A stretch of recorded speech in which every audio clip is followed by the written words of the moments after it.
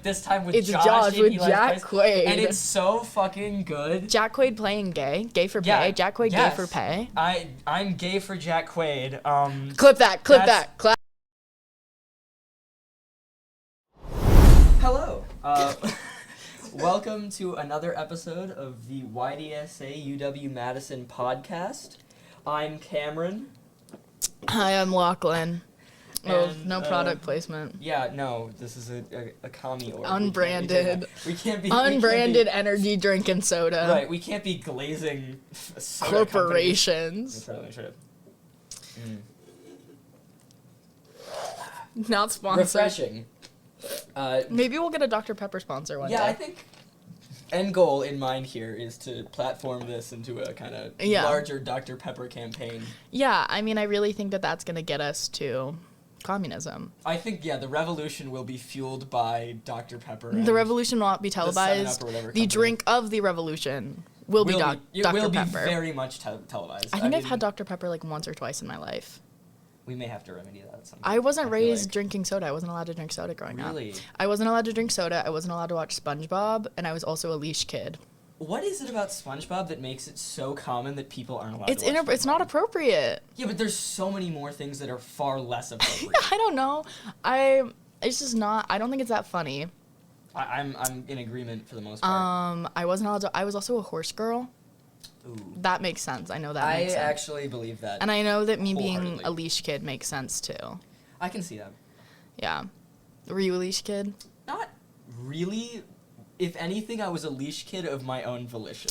I just ran off. I just wandered. Mm-hmm. And I still do that. I was in Alaska with my youth group, and we were at some animal conservatory, which saw moose, huge. Those fuckers are huge. You don't really conceptualize it until you see one and you're like, you are the size of the van that I am in. Mm-hmm. And I literally kept getting lost from the group because I just kept wandering. No, I was naturally going to stay with the group. I had this metaphysical leash around me that I was just like, I'm not leaving. You should write your next philosophy paper on that. On my metaphysical leash. Your metaphysical leash. That sounds like something that Foucault would talk about and then try to use in a sexual setting. Foucault, he touched on little boys, didn't he? Allegedly, that's the contention, and I believe it. Unfortunately, yeah, I think that's 100% thing that happened. Talking. We some fucking text that I had to read for one of my classes mentioned Foucault, and I was like, wasn't he touching on Tunisian kids? Yeah, I think it was an Algerian boy. I could be completely. Well, I know Cormac McCarthy, oh. Did he? Is he? Oh, I didn't know this. I hate. Yeah, he had a 16, 17-year-old lover as an adult, and he moved to Mexico with her or something. We can't keep doing this. Mexican. I don't know. I'll still read my Cormac McCarthy. I love he's The Road. dead. The Road was so baller. I really want to read Blood Meridian. I've only seen the movie for The Road, but my dad's a huge Cormac McCarthy fan, so I've been sorry, Pod. We're talking literature, but I watched The Road and I was sobbing by the end because it's so. But the most Cormac McCarthy thing ever is that he wrote that after having his first kid. Yeah. That is such a Cormac McCarthy. Have you read The Passenger? I've not. My dad read The Road. Fucking loves The Passenger, and then there's a companion novel, Stella Maris. There's weird incest stuff happening in The Passenger, really brother and sister incest. He's older than her in college when she's in high school.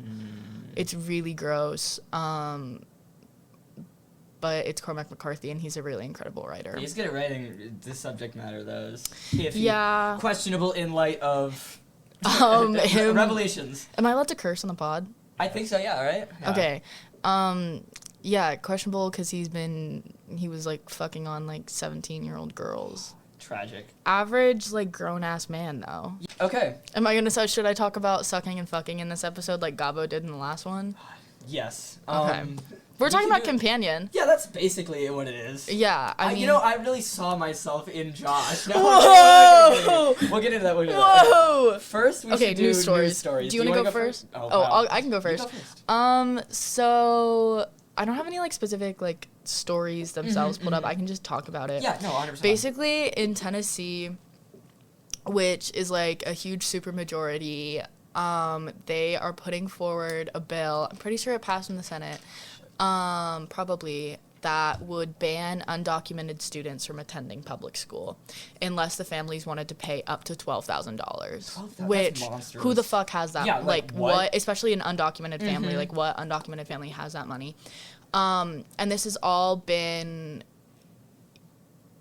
Part of it is so much, like, they're trying to defund public schools in a lot of ways. So we had, like... Oh God, the voucher system. I don't know if you know about the voucher system. So it failed. Here. It failed in Tennessee. Okay. But I mean, voucher system, it would be completely awful. Like, our public schools are not funded. My high school had mice. We had like maggots falling through our ceiling once, like bathrooms that did not work, lights that were not good. We had like desks that just completely were just like shitty. Like, all of the stuff that we had were hand-me-downs. And so they want to continue to, like, pull funding using vouchers away from public schools to put the funding into private schools. So this has been, like, a long-term goal to, like, fuck up public education. And so this bill is also coming after the state government is going and intervening in the Shelby County School Board. So there's a bunch of white men coming into Memphis's school board, which is a predominantly black district.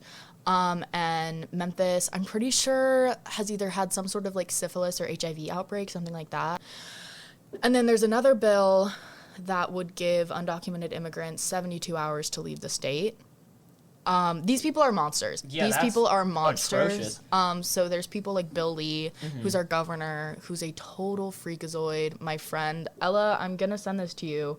Ella has a picture with him that I have on my phone because, in happy Tennessee news, there is now a bill that is going to the House of Representatives that is the Foster Youth Bill of Rights. So it would require a judge, I think every 2 years, to make sure that foster children know their rights because there's a couple thousand foster kids in Tennessee. 2 have already died in state custody this year. That's tragic. So the entire system is really awful. But yeah, so that's good Tennessee news. But that bill happened. I'm a part of groups that are working against it. And we just had a mass meeting for teachers and students in Nashville, and we had a mass meeting for students in Memphis last week. Either last week or the week before. So really it all comes down to, like, what... Also, Core Civic and the Koch brothers are funding it. Oh, yes, I had heard about Core Civic and the Koch brothers are funding it because they want... Fuck those guys. They want kids in labor camps. Yeah, no. They want kids in prison and they want kids in labor camps. And they will continue to do this. And they want it at a national level, too. Right. So there is a push for this to become... I think it's Bo Watson, I think that's his name, out of Chattanooga, who claims to be a Christian, by the way. As a Christian... What? You're not going to speak... So many people do that shit where they're like, it's so... My Christian values are informing my decision to lower the fucking... My Christian values say... No, shit. It's so crazy. And, like, the way the org that I'm in has been framing it is as, like, ethnic cleansing and genocide. Because these are steps towards ethnic cleansing. Yeah. These are steps to genocide. And I do think that is very strong language. But I think that you can't... sugarcoat these things. Yeah, no, it feels like something you can't really avoid using charged language with. You cannot dance around the fact that this is going to kill children. Yeah. This is going to get children into prisons, which Tennessee, I've talked to you about this, Tennessee has some of the most overexploited workers in the country. And the South has some of the worst prisons in the country. Specifically, Alabama, ADOC is really, really disgusting. There's one comrade who's been... in ADOC, and he's, like, a political prisoner. He was a member of the Black Panther Party. So that's what's happening in Tennessee. Damn. That's really great. That's actually so tragic. I mean, you can see movements like this that the Republicans are trying to get started across the country. There's the Florida one to lower the, minimum working age. Fuck, I saw that. Yeah, there's an org, in Tennessee. I'm not going to call them out by name because they have more money than me. But they literally they work with, like, Tyson to get people. Oh, fuck. Yeah. Like the chick, yeah. And it's just, like, awful. It really... There's so many liberal orgs specifically that are claiming to fight against these things, but really are just feeding back into the system. Yeah. And it's, there's so much going on where people are trying to get kids out of school and into the workforce, especially undocumented kids, because they don't have the same protections. They don't have, and they are going after our least protected children. And I think there's a James Baldwin quote that I really like that is basically like, every single child is our child. Let me pull it up, actually, because I really like it. I posted about it on my Instagram story. I'm an Instagram story activist. I post it on my Instagram story all the time. I'm a D1 poster. Oh, yeah. Let me find Understandable. I love posting on my Instagram story. I mean, the other night, I posted tonight, 5 p.m., the church that the meeting was at, you care about immigrants, show up. Because I texted somebody that I know about it, and I was like, hey, you should totally come to this. Like, this is a really important fight. And he was like, this isn't a fight that I'm interested in. What do you mean you're not interested in this fight? It's really important to be that kind of person who, you know, reaches out to people who aren't as commie adjacent and being like, I know you're a lib. I know you show care, up. at we least need bodies. Superficially you care about these things. It would be really great if you could show up to this. Yeah, I don't even need you in leadership. I don't need you doing anything. I just need a body. And that's like, I feel like taking up space is valuable. That's also, I mean, I think that's like why, even if you don't necessarily 100% align with what's happening at a protest, being there and being a body there is important. Oh, 100%. I will say, I went to like, one of my friends invited me to a protest to do like a poem. And I got there and I had to leave early because I was like, I can't. Because it was so libby. They were like, everybody just get out and vote. And I was like, whoa. Guys, if we vote hard enough, everything will be fixed. So the James Baldwin quote is, the children are always ours, every single one of them, all over the globe. And I am beginning to suspect that whoever is incapable of recognizing this may be incapable of morality. So when I see undocumented kids, I can't remember where it was, but kids were getting arrested in their classrooms. When I see undocumented kids getting pulled out of their classrooms, when I see undocumented parents being arrested and detained, like Mahmoud Khalil, that baby is our baby. Yeah. That baby is our baby. Every single child in this world is for us to protect. Right. Because they don't have anybody advocating for them. So these kids that are being separated from their parents, and these kids that aren't going to be allowed to get an education and are going to be fed into the prison industrial complex and are going to be fed into the labor force, those are our kids, and we have a responsibility to protect them. A responsibility that we have neglected. We have failed. We have continuously failed children. And honestly, like, for me, that's why I don't like the, like, I would drop kick a baby jokes. Yeah. And I understand, like, oh, humor, whatever, but, like, really honest to God, you see a kid and you're like, damn, I want to hurt that thing. That's a baby. Right, yeah. Like, I've had a little girl look me dead in the face and be like, what's wrong with your face? And now, was my first instinct to say something heinous? Yes. But I paused and I was like, yeah. Your brain's not cooked yet. And we have such a, their brains aren't cooked yet. No, they're and so we have so such a responsibility to our children that we are not meeting. We have a duty to protect them, and that's why we need to protect teachers and make sure that they can help protect them, and make sure that we're supporting all of the work that goes into child care and education in a way that these bills are working to the direct detriment of. Yeah, and I think, like, so many people don't necessarily, especially, like, men on the left, don't always necessarily view homemaking as real labor. But that is incredibly important labor. Yeah. Because that is labor. Like, mothers, especially working moms. I have so much respect for working moms because essentially they work 2 jobs. Yeah. Or if they have, like, multiple jobs outside of the home. More, yeah. They're working so many different jobs. And I think that there's such a push for women to get settled down young so that we can have more people in our workforce. That is a part of the capitalist mode of production that we need to continue to feed the machine of labor, and we can't do that if we're not having kids. I think that looking at the world like capitalism is oppression first and saying like, oh, capitalism is the root of all evil is like reductive, but I also think that there is truth to it, that like every single motive, every single bill that is hateful, there's money behind it. Right, yeah. Especially when it comes to, like, gun reform. We're not going to have gun reform in a state like Tennessee that has had 2 school shootings in the past, like, 3 years. We're not going to have gun reform because the NRA gives these people so much money. Which, I will look into the camera and say this. Fuck the NRA. Sue me. I don't care. Suck my fucking dick. 4 children in Nashville are dead because of you. Point blank period. had to get my licks in. Oh, absolutely. No, yeah. The NRA is fucking monsters. What's your news story? Okay, so it's similar, and I feel you started that off by saying, "Oh, I don't know if I have like everything pulled up." Or, like, and then you had all of the facts. So I have just this story about this Maryland father who's a green card holder. I don't know if they revoked it. That's so crazy. Being able to straight up. Which, are they going to take any Canadians' green cards? No. No. It is entirely racism. They don't give a fuck about Canadians. They don't give a fuck about Europeans. Yeah.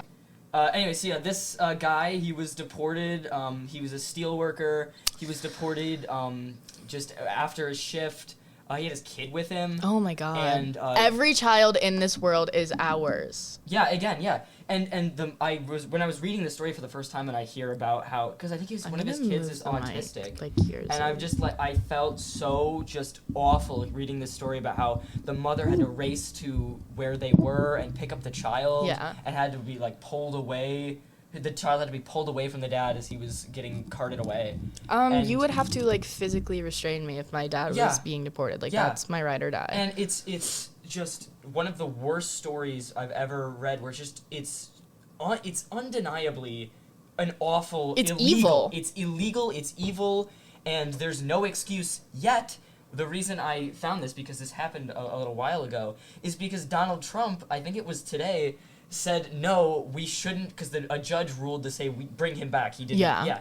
And then Donald Trump said no, we should overturn that. There's no way. And I'm you're explicitly targeting this one green card holding individual. Because they want to set precedent. They want to set precedent to be able to do it to every single immigrant that does not fit to their form of white America that they have established. It was ridiculous for this whole campaign to hear about how it's not about keeping America white. It's about making sure about keeping criminals America safe. About keeping criminals out of America and doing all this. And I'm like, you guys know that like you're going to target specific communities, and the vast majority of people you're going to be targeting within these communities are going to be innocent people. You're just using that as a front because you associate brown people with being criminals, and it's fucking ridiculous. Statistically, undocumented immigrants and immigrants in general commit less violent is it like crimes. 5 times less? I don't know the exact statistic, but I know that like they commit less crimes because they can't fucking risk committing crimes. Yeah. They cannot risk committing crimes. And then it's specifically like when it comes to like they'll cite shit like gang violence.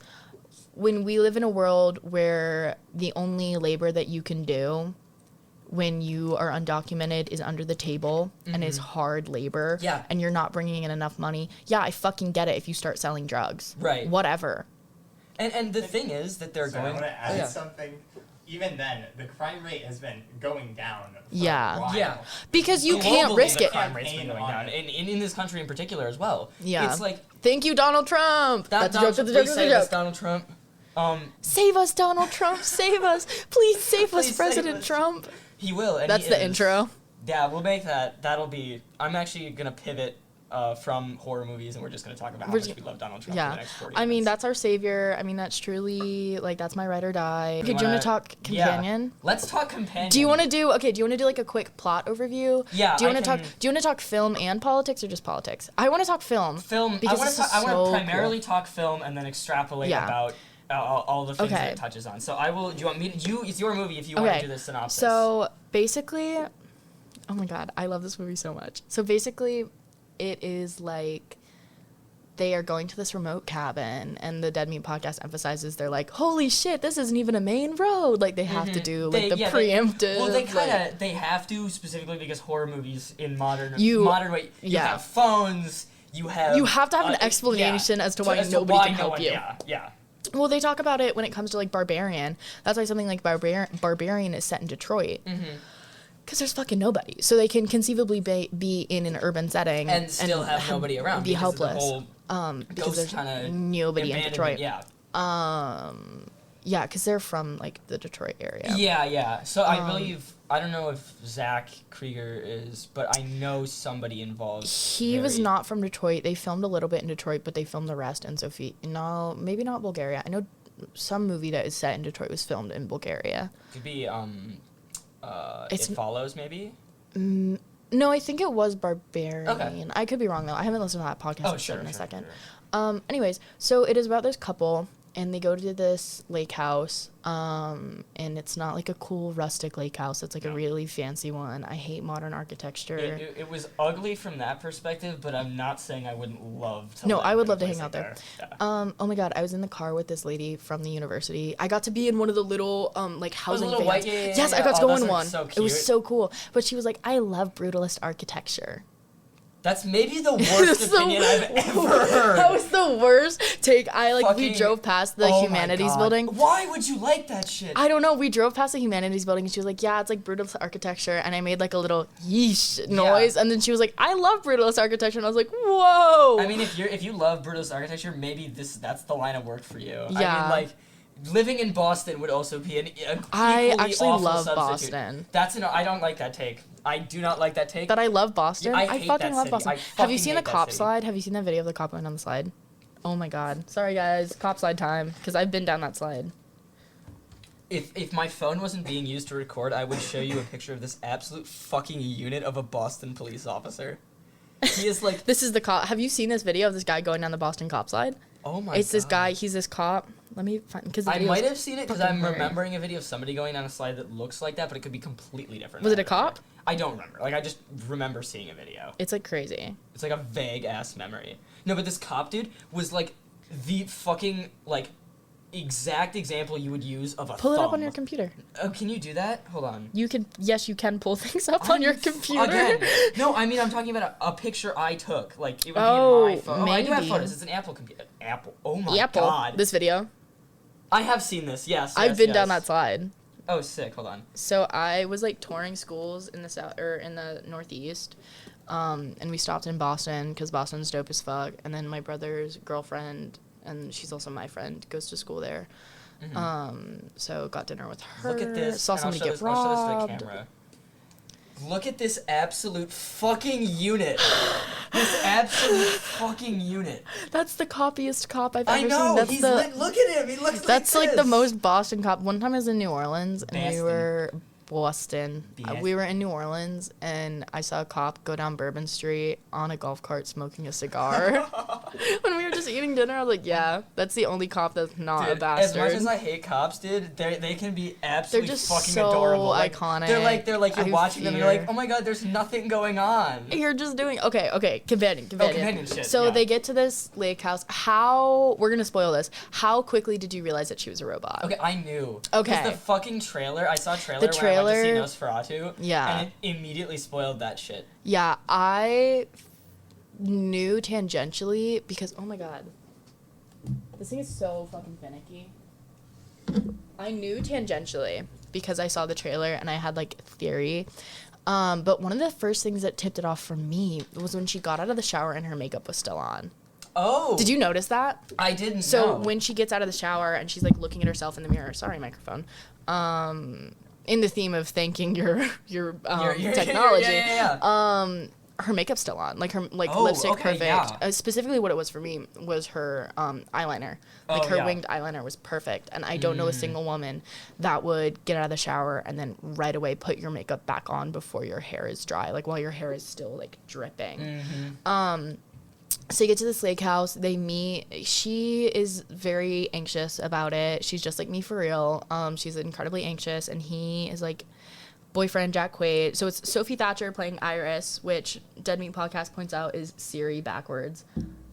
I didn't notice that, but it is. There's so many little things. And then also when he gets her delivered, Iris by the Goo Goo Dolls is playing. Oh. And I don't want the world to see me. Yeah. Banger. That's like my most millennial take. I love that song. Yeah, no, I think it's fun. It's so good. I learned how to play it on the ukulele once. Oh, really? That was like very millennial of me. Yeah, that is pretty millennial. I'm really shit at ukulele, but I can sing a little, so that's where you were singing earlier. It wasn't bad. Yeah. Not to glaze, but not to glaze. I'm just the most talented member of YDSA. That's all. It might be. No. It might be. I don't know. Emerson is over on the tech, and I couldn't do that. That's we all true. have our own. Yeah, something socialist world. We all have our own. There's a niche for everybody. Everybody has their own thing. To each according to their own something ability. I don't know the actual quote. To each according to their ability. To each according to their need. Have you guys seen? We should do an episode on the Girl Meets World communism episode. Oh my God! Wait, doesn't that one have fucking Sabrina Carpenter in it or some shit? She's in Girl Meets World. We need to do that because they talk. I've seen like clips. Have you seen the Farkle autism episode? I have not seen that, but I've heard the fucking theories. So good. No. So he's like, they want to test me for something called Asperger's, and like they think I'm autistic. And Sabrina Carpenter is like, no, we need to go tell them that you're not. Yeah, I know. Like you're not autistic. Watching Sabrina Carpenter Disney fucking content as like as cringy as it is, and then is seeing so her now quality. is so crazy. She's so fucking gorgeous. Objectively, yes. I am a D1 Sabrina Carpenter glazer. She's so small though. But okay, I don't want to be She's like rude your size. and tell me if this is crazy. Oh? She gives me the same vibes as Sophie Thatcher's character in this movie of overly synthetic. Yeah, I see that. I think there's more people that are more overly synthetic, but I get like the doll feeling. Yeah. She does very much so give like doll. And not in like the transgender way. Yeah. Okay, let's get back on movie we're companion. How far oh my God, we're literally almost 30 minutes in. Yeah. Okay, companion. There's an opening monologue that's really good. I wrote it down as first and last monologue. Feels like both when you're in love with somebody and when you realize that your relationship is abusive. So the way she's like this dark cloud was lifted. Yeah. That kind of like reminds me of the moment when you realize like, this is so bad for me. Yeah. I can't be here. See, I 100% agree with that. I took it in more of a personal discovery and nature of kind of being direction. Yeah. About like having a moment, like a eureka moment of clarity and self-discovery where it puts into context the directionlessness that you felt in the rest of your life, and it is potent solely because it is not a common occurrence. Yeah. That might be because you're French. Perhaps. And I'm not even that French. You're like half French, right? No, it's like fucking like 10%. Are you like max. mostly Polish? Yes. That is 38%, I believe. I did one of those. So they get to this lake house and she meets all their friends, and one of them is like a Russian mobster or something. All of his passwords are Stalin's birthday. Yes. That's like me but with Mao. All my passwords are Mao's birthday. That's a joke. Completely untrue. Mao glazing. I would rather be a Mao glazer than like a Lenin glazer. I'd rather be a Mao glazer than a Stalin glazer. Yeah. I feel like that the Stalin glazing thing is weird. It's so done. It's so cliche. It's Stalin, dude. Like, you have to admit he did some fucked up shit. So did Mao, though. I know more about the history of like what Stalin did than what Mao did, but I've read more of what Mao's written. Oh, I still don't even think Stalin is that eloquent or valuable. Yeah, the Foundations of Leninism is a book. I had to read it. See, I'm not a theory guy. I haven't read a ton of theory. It's a great shame of mine. Theory makes me want to actively kill myself. It's so boring. But it's so important. It's so very important, but it's the worst part, and it's what's a big turn off for so many people. Yeah, it's the worst part of being a socialist, which is like Mao talks about the role. I'll send it to you. Mao talks about the role of artists and writers in socialism, and a huge part of it is that our role is to make socialism accessible for the masses, for the working class. Yeah. Anyways, they get to this lake house and they're all chilling, and there's like little signs that you're like, holy shit, Sophie Thatcher's a robot. And so the next morning they wake up and Josh is just an absolute asshole. Josh, played by Jack Quaid, who's so good at being an asshole. No, he plays, I will talk about this later, but he plays this character so well. Like, he encapsulates everything about it. And I see him and I'm like, I literally want to blow my brains out. Like, I don't want to talk to him. He's fucking awful, but he's so good in the role. I don't know how he has friends. And so the next morning, Sophie Thatcher goes down to this beach by herself because Jack Quaid doesn't want to go. For reasons that we'll get into. Plotting. But and she gets down to this beach and she reaches in her pocket and she finds a knife. And at first I was like, oh, she was like zoning out. And then Sergey, who is one of Josh's friends' boyfriends. The one who owns the house. Yeah, and is obsessed with Stalin. Kat's boyfriend. He's married, but not to Kat. It's complicated. There's a lot of parallels between Kat and Iris. Yeah. So, again, I love that. And so he comes on to her not even comes on to her. He attempts to rape her. And he's like, this is what you're made for. And if you don't know that she's a robot, you're like, ew. What the fuck? What the fuck is wrong with you? I mean, what the fuck after you know she's a robot? But even, like, when you're thinking that she's a robot, you're like, what the fuck? And so he tries to have sex with her, and she's like, absolutely the fuck not. Like, he attempts to rape her. And so she grabs this, like, is it vodka? It was vodka some or sort of wine. drink. Some sort of drink, and she fucking clocks him with it. And I'm like, my girl. And so he falls, and she tries to leave, and oh my god, this is so... He, like, has his hands around her throat. Oh, yeah, choking her out. And he's, like, bleeding some. Yeah, clearly in a state of just like, fucking absolute rage. Yeah. Like, he's not a person. And she stabs him in the side of the throat, and she gets actually, like, just fucking covered in blood. Oh, drenched. And it like, is so... It can be everywhere. so hard for women to rock being covered in blood, but Sophie Thatcher fucking it was like a Carrie moment of just, like... Absolute. Like, and her acting. Oh, my Sophie Thatcher, God. between this and Heretic, I loved Heretic. I think she's well on her way to It Girl. Yeah, especially she's in 24. Yeah, that's fucking crazy. That's fucking crazy. Could never be me. Oh, absolutely not. So, like, she goes back in, and she's like... And I don't think she was supposed to kill Sergei. I think she was just supposed to incapacitate him, based on how Kat very genuinely responds. Because it seems to me that her panic is very real. Obviously, it could have been fake, because the other dude... What's his name? It's Eli and Patrick. Eli is the human. Eli... Plot twist, there's another robot. Plot twist! There's another couple there, Eli and Patrick is a robot. Yeah, which I did not expect. I didn't clock that. I didn't expect that. I was like, whoa. In retrospect, again, one of the moments in the movie where it's being so well written that you're like, oh my god, how did I not see this? Yeah. That's the marking of a good twist is you look and you're like, I'm an idiot afterwards. Like, I am so stupid, how did I not catch this? Because during the dinner scene, in the evening before... they're talking about how they met, Eli and Patrick met, and it is so fucking picturesque. It is a meet cute if there ever was a meet cute. Especially because the opening scene is Irish and Joss's meet cute. Where they're like, he touches an orange at the same time. And it, like, falls out. Yeah. And, like, you later find out that that's just, like, programming. Yeah. They just chose it from the drop down. Yeah. And so that, like, parallel was so good. Yeah, and, like, you don't realize it. And then because Iris latches onto that immediately. And she's like, oh my god. I feel the same like, fucking I feel way. the exact same and then way. everyone kind of gets super quiet because they don't fuck with Iris because they see her as the fuckbot. Yeah. And she is so... Because, like, for Eli and Patrick, like, Patrick is genuinely, like, a partner for him and is, like, actually, like, somebody that he is with. Yeah, I have deep problems with their relationship, but oh, shit, I fucked it up again. Oh, no problem. I'm so bad at this. No, it's... There we go. Yeah, okay. It's just fucked up. Yeah. But, I mean, Iris and Josh are genuinely, like, she is his cum sock. He treats her like shit the It's whole so movie. bad. The way he's talking about her, I have, like, some of the moments that, like, how he talks to her. He gave her, like, a little look at dinner when she got kind of emotional. Yeah. The look that he gave her was just so... Like, the level of disrespect. Watching it, knowing the twist, you're like, you fucking asshole. But watching it not knowing, you're like, oh my god. Like, what the fuck is wrong with you?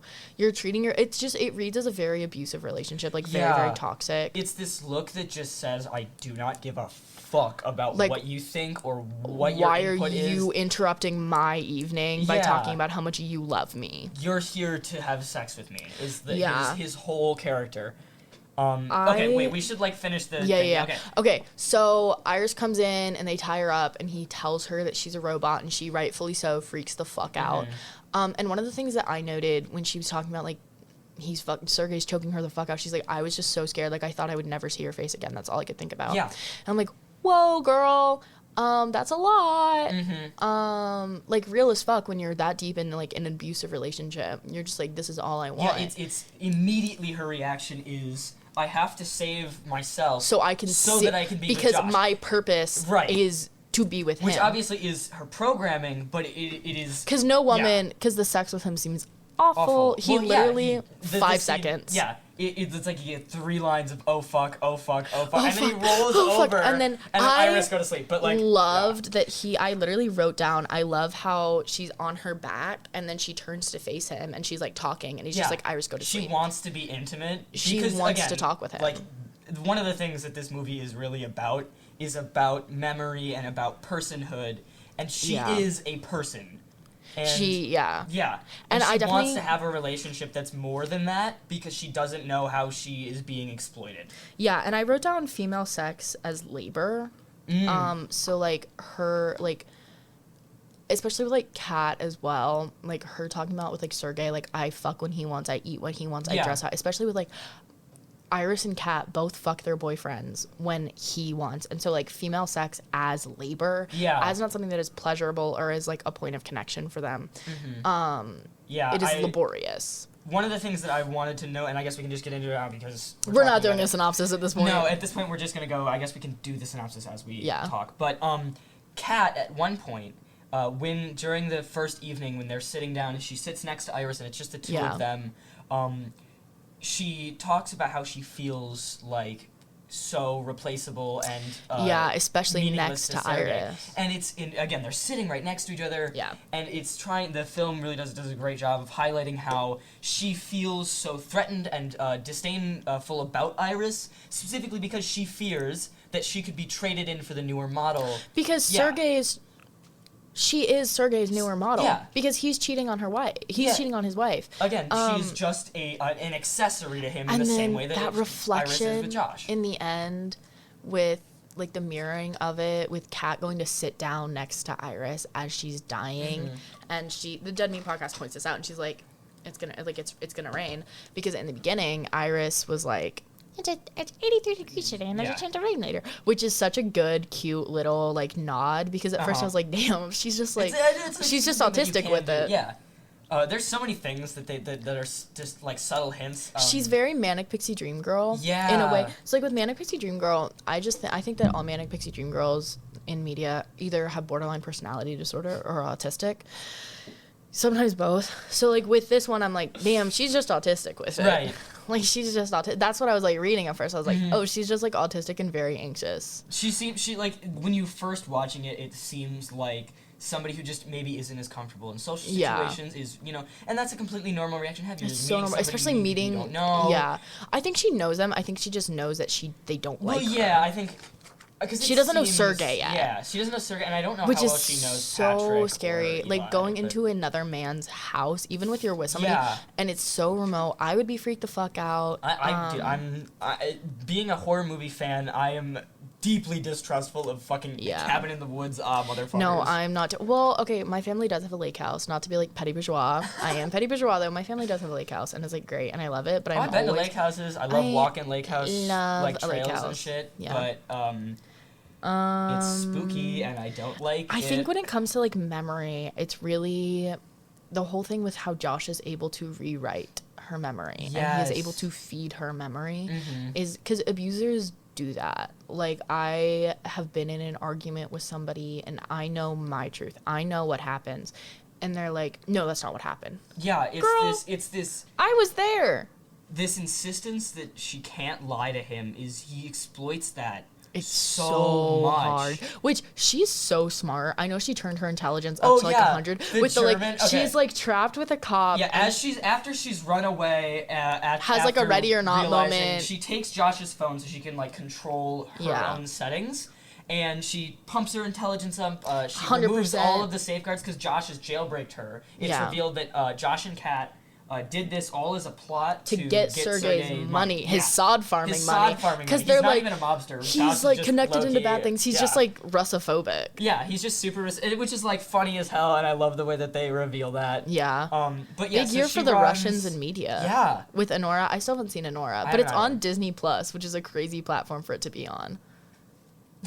I need to watch it though. Yeah. But I also think like the way that it frames, for me, I have an issue with the way that a lot of sex work is framed in media. Because I genuinely, we've talked about this, I do not think that I think sex work is real work, but I think it is work that entails rape. Because I think you cannot it is not consensual. Sex is not consensual if it's purchased. If there is a transaction involved, I don't think it's consensual. I think this movie does a very good job of delving into the dynamics of sex work. Like, not directly, but like, through the analogy of AI and robots. Because she essentially is just an escort. Like, right, because he doesn't even own her. Yeah, the fucking rental she's reveal. A rental. Okay, real quickly, I'm just gonna get through the next, like, all of the major I'll stop points. talking, you go. Okay. So, she runs away, all of them go out to look for her, Eli brings a gun, Eli and Patrick talk about their relationship and how Patrick knows he's a robot. Patrick reveals he knows he's a robot. He's known for a long time. He's figured it out. And they have this kind of really cute moment where they're like, "And I still love you. We have a real thing here. There's a reason I haven't traded you in because I feel something like real." you. Yeah. And then Eli gets shot by his own gun after trying to tackle Iris. It was so... It was tragic. It was expected. I kind of like... Yeah. He's the one who brought the gun. I was like, he's dead. Well, and the person that I was watching it with, they were like, "Oh, he's gonna get shot." And I was like, maybe. Yeah, 100%. But the way that it happened is just so tragic. Like the gunshot to the right there in the stomach as she's laying on her, and that's that kind of death where it's like not this dramatic falling over, being shot 100 times, but just one quick not like motion. Godfather. Yeah, but it also feels just so much like more impactful. It being an accident because he did not need to die. No, in this situation, he was out of everybody. I still have problems with him. He didn't tell Eli, or he didn't tell Patrick, and that is very exploitative the way he was using Patrick, especially for like housework, like labor, with, like let's food. let's go back home and you can fuck me and make me an omelet. Yeah, and it's like that's a lot. Yeah, but the gender politics are just out different of everybody. I'm like, he's the person. Him and Kat are the people that I'm least like. Damn, you fucking suck. Because with Kat, I'm like, you're just being exploited. Yeah, she wants the bag, and I don't think they had to kill fucking Sergey, but like they didn't have to kill him. The bag was low-key. He kind of did like low-key still fuck him though, because he sees her. Oh, fuck him. Fuck him, but like less because he's not like a sex trafficker, I guess. Yeah. So then she runs away. She runs to the car. Gets in the car. Modulates her voice until she sounds like him, and slams his fingers. And then runs over his, dude. I felt that. And so the effects in this movie are really they're good. So good. I really want to, especially when she. Spoiler, when she shoots herself, that was just so, when it goes, like, you can see it go and you can feel the plastic kind of, you can, like, feel the impact in she drives away, and then there's a little ready or not moment, and so a cop finds her, like, kicking out of the car, like, getting out of the car. A cop played by this one dude in this other movie. I love his mustache. Have you seen him, have you seen Alone? It was a stalker movie about this guy who, like, stalks this girl who's going cross-country moving. And then locks her up in like a cabin in the woods. He was so good in it. It was fucking frightening. So scary. I was not expecting. I was like, it's gonna be a normal stalker, typical like thriller. No, but it was really good. I like the way it was set up. But he's a great actor. The other cop that comes up later. So Patrick is then love linked by Josh. Yes, it's so resets his memory. The same. You're my little boot thing. The same story in Meet Cute that Patrick was telling is done again, but this time with Josh with Jack Quaid, and it's so fucking good. Jack Quaid playing gay for pay. Jack Quaid gay for pay. I'm gay for Jack Quaid. Clip that. Clap. Keep that in the podcast. Chat. I'm fine clip with that. Just I'm gay. No, not that. Cameron coming out. A very important qualifier. Podcast title: Cameron coming out. God damn it. But yeah. That's going in the Discord. Cameron came out this episode. No. Just a little gay. So gay for Hugh Grant. Jack Quaid. Pedro Pascal. Camus. Did he touch on kids? I don't think so. I think he was one of the few that did. That's why Young Stalin can get it. We should tier rank Che Guevara. We should tier rank revolutionaries not based on their politics, just based on how sexy they are. I think that would be a good podcast episode. Whew. Anyways, so she gets taken into custody by Patrick, who kills the cop. Just Jack so Quaid taunts brutal. the fuck out of her. It makes me so mad. And the way he like gives this speech about like how much he's owed is so crazy, because there is this like, it almost reminds me of like the prosperity gospel of like this idea that like if you love God enough, you'll get everything that you need, and it's so crazy to me because like God doesn't owe you anything. For all my theologians out there. Theologian for all the theologians listening. Motherfuckers for all the theologically inclined. Yeah. But it's so incel-y, and like this. Yes. Like I can't say I love incels. I love reading about incels. Yeah. I love listening to incels. No, I don't love listening to incels. It makes me want to tear my hair out. I love listening to things about incels. Because it's that psychology is so interesting to me, and it's so much of it is like rooted in like the patriarchy and rooted in racism. Because they have this idea, specifically for like white men, that they are entitled. Yeah. Okay. Real quick, I'm gonna finish the plot. I'm gonna scoot back so I can't talk. So basically, they brought back. Josh tells this the story to Iris about what actually everything he thinks. Yeah. How he believes he's owed everything. How he believes he's such a good guy. Average tech, and he bro. tries so hard. Yeah. And then he's like, all I have is a studio. he makes her shoot herself in the head. And first, he literally, the scene where she's Oh, like... yeah, while he calls the cops, or the technicians to pick up, empathics, makes her hold, like, a candle under her hand and burn it. That's, like, psychological torture, because you can see her crying. Mm-hmm. And then, for me, what was so beautiful was when he was like, shoot yourself. Yeah. And the moment where she said like, no. And she does, but she has to. And it's just so... And so technicians get there, and they're like... a comedian, one of them, and I really like that comedian. I love that. I love it when comedians are in horror. Yeah. So the technicians get there. They immediately know he's lying. And they're just like, oh, this is so footage. weird. All of her important stuff is in her abdomen. Because they can't keep it in the head. Actually kill her. So he was like, he didn't realize because he didn't read the terms of service. Because he's a fucking dumbass. He's an entitled dumbass who I think I should be able to kill with a gun. Yeah. Which he's not killed with a gun, but his kill is so cool. They're gonna take Iris away, but then Patrick comes out to kill them because his aggression has been turned 100%. And, Jack Quaid has realized that he's fucked if he doesn't get them. Iris then wakes up, reminds Patrick of Eli, helps him access his suppressed memories. Patrick kills himself, and then Iris goes into the final battle with Josh. And it's so where good. He initially utilizes the fact that she is still programmed to love him, to just toss her around, just absolutely abuse her. Pulling her by her hair. Yeah. I think about hair and horror it was such a just this brutal image this whole time. And it was painful to watch. Like, I think like so many, and a lot of like slashers too, where there are like final girls, they're often pulled by their hair.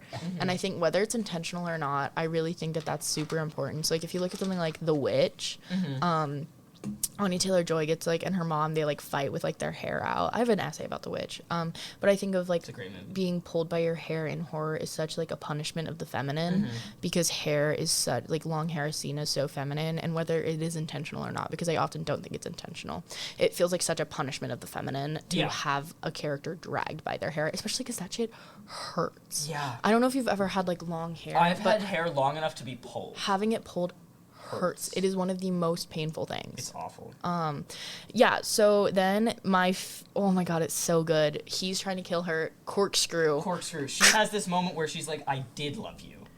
And I don't anymore. Yeah. And it's this moment where she kind of overwrites her programming and fully, I guess, self-actualizes. Because Teddy gives her, one of the technicians gives her full control. Yeah. So she is completely autonomous. Yeah. And so she stabs him in the side of the head with a corkscrew, and you can see it. Go to sleep, Josh is such a banger line. Because that's what they say to put the... Yeah, so if it was if I just said, go to sleep, Cameron, and you just... and the eyes go blank. Yeah, it's actually super sick. Before we wrap this up, there's one thing I just wanted to say about Josh that I wrote down. I don't know where I wrote this, but about his incel nature, and it's... Oh, this is what I wanted to talk about, the male loneliness epidemic thing. Oh my god, don't talk to me. No. This movie is such a perfect encapsulation of the reaction that a lot of people have to the male loneliness epidemic thing. Guys who believe that they are good and may even be good people being molded by other figures into believing the systemic issues and the things that the rich have done to them are women's fault or trans people's fault or minority groups' fault. Immigrants. Or anybody else's fault, and they are taking these real gripes about, not feeling like they matter and being kind of put into the, as Joshua put it, the cramped one-bedroom apartment. Yeah. And they're taking it out on, in his case, specifically women. He talks down to Kat. He is supposed to be better friends job with. of planning it than he did because he's a fucking dumbass. And he definitely wants to fuck her. Oh yeah, he says to the technician that there was 100%. like this will they, won't they thing, and there wasn't. She was disgusted by him, and rightfully so. And he's like, at one point he says, like, this is what all women in my life do. Oh my god, that I was like, I can't. That if I was like actively talking to him, he believes he is a good person who deserves better, who deserves women. He believes he's entitled to women. Yeah. And that is what his character is about, and I think Zach Cregger does a really good job of or at least was this Zach Cregger? It was. Okay. Yeah. My goat, Whitest Kids You Know. That's right. Yeah. Yeah. So he does this. YDSA, Whitest Kids You Know. We should watch that shit. I think we should. Well, I was gonna say that the YDSA is the Whitest Kids You Know. Oh yeah. Okay, so we're like about to run out of time, so we should wrap this up. Oh, we have 8 minutes. I thought it was 0 minutes. Oh wait, how long are the podcast episodes? No. We're talking about the room booking. Oh shit! Go. I guess we'll just wrap it up. What did you think about the movie overall? I loved it. I thought it was super duper good. I think that there are definitely longer conversations to be had about autonomy, specifically for women and in relationships.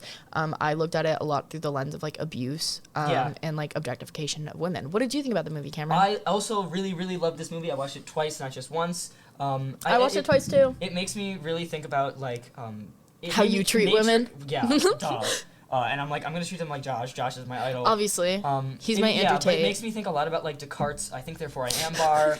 I really thought referring to it as a bar is crazy. But I think the abuse and the subtlety in which Josh initially is abusive, and that kind of transforms into his full callous abuse. So many abusers are not going to be in front of like friends. Abusers are not going to behave. It's there, but it's so like and he has plausible deniability patterns that you can't detect. You can if you're outside. If you are in tune. But if you're friends with this person, if there's a family member, if you're the one being abused, you can't seem to like parse through it because of just how natural it feels to who they are. Yeah, he has this level of plausible deniability in how he treats her, especially her being a real bot. He has she's not a real person, like she doesn't have feelings. Yeah. Suck my fucking dick. She can literally cry, bro.